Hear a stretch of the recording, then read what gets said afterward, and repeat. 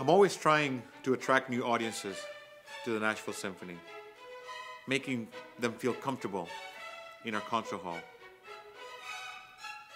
and making sure that classical music doesn't seem alien or strange to them. All you need to enjoy great music is a pair of ears. One of the more creative ways that we're able to do that is through our Classical Conversations program, which are lectures that take place 1 hour before all of our classical concerts. These are given by soloists sometimes by guest conductors, sometimes by historians.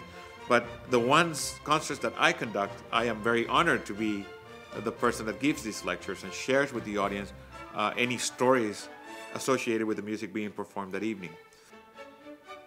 In many cases, I like to share with the audience how these pieces were written. Sometimes they were written for no purpose at all. Many times they were written for a specific idea, but then went on to do something else. The best example of that is the ballets, that like Petrushka or The Rite of Spring, which were written for ballets, but nowadays they're mostly performed in the concert setting.